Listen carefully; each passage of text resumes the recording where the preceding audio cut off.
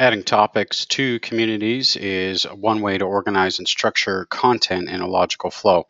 So, this tutorial will review how to create a topic and start adding content to those topics. So, the first thing I'm going to do is I'm going to actually go into the community that I'm looking into.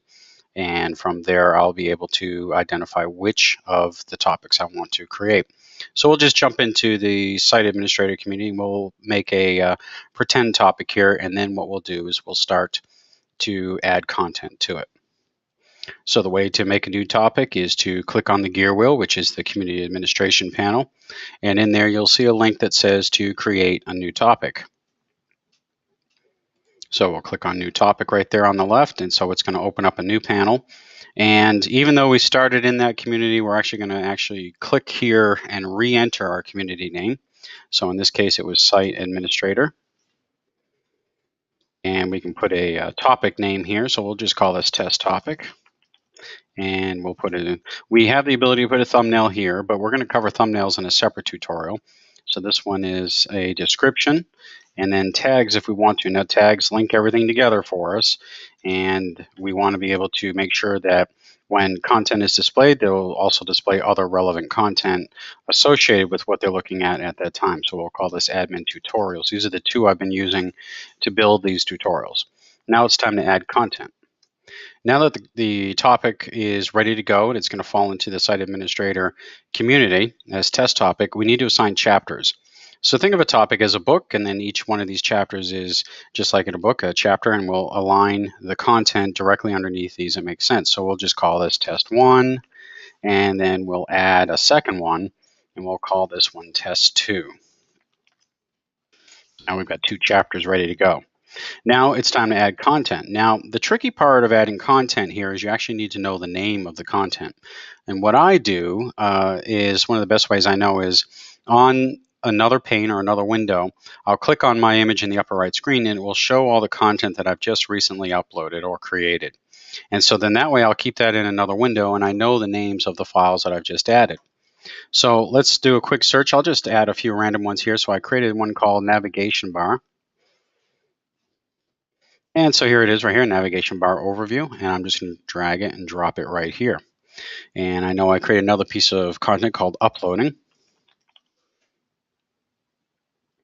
And this would be it right here, uploading content.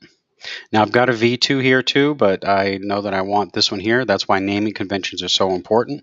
So I'll put that one there. Now we don't have to just upload videos. We can also do all sorts of other things, and we can do searching for articles, videos, questions, links, and files, and all different types of things. So if I had an article sitting in here, I would be able to pull that article up and then add that as a content, or if I had a link in here, I could pull that up as content as well. So earlier I did put a link in here, so we're gonna search for a link. And I believe I put one in called Sealed Air. Sealed Air homepage it was called. So here it is right here. So I'm going to drop this under chapter 2. And so what I've done here is I've just pretty much started structuring the ability to organize this bit of content. And remember, any content that you add to this topic, it has to be inside of that community. When I'm done with my initial start, I'll click submit, and it will show me the topic information on the next page. Now you can see the topic is right here. In a second, it'll load the video that I put. So the way we monitor or watch through a topic, the one that's in pink with the caret next to it, basically is what's showing in the display. If it's in gray, it means I've already viewed it. And if the text were black, it would tell me that I have not looked at that content as of yet. Now I can still edit this topic, and I can also edit the content directly from here. Edit topics at the top, and edit the content is right here below. Now, one of the things we want to consider on content is whether or not we want users to be able to download it. And so if I go in and I'm editing the actual content here, one of the things that I want to tick or make sure is clear is right here, downloadable, yes or no. Most of the time, if it's a PDF file where we want our users to be able to download it, we'll click yes. Or if it's a video, we'll click no. But that's the content there, and I can update the content here if I want to without having to disrupt and reload information back into the topic. I just swap out the old content for the new content. Now to edit the topic, I'll click Edit Topic at the top of the page, and you'll see a whole bunch of other features here as it relates to creating a topic. So we're looking at test topic and we're looking in topic structure.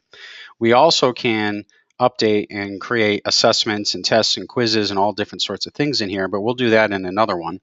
There are some basic settings for the topic. So do we want to hide the topic structure? No, of course not. We want them to see it. Show the incomplete filter. That's when we have a learning plan associated with it. So yes or no. For now, we'll leave it at no. There's a side panel we can install next to videos, and we can have it jump 2 points or go through the topic structure, or because of the tags we might add to some of the content, it would show more like this.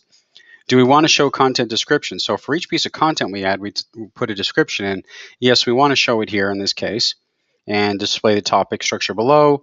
Do we want it in 2 columns or 1 column? And which of the assessments are we going to allow? I'm going to tick this off because we're not going to do any of those for this one. And for visual completion is another element we'll cover in another tutorial.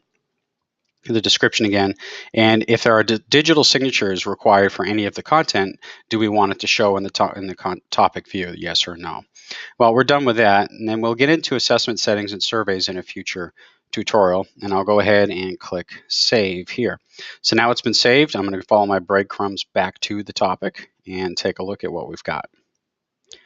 Now the topic is loaded pretty much just the way that we had it, but now you see I've got the description bar actually shows up here.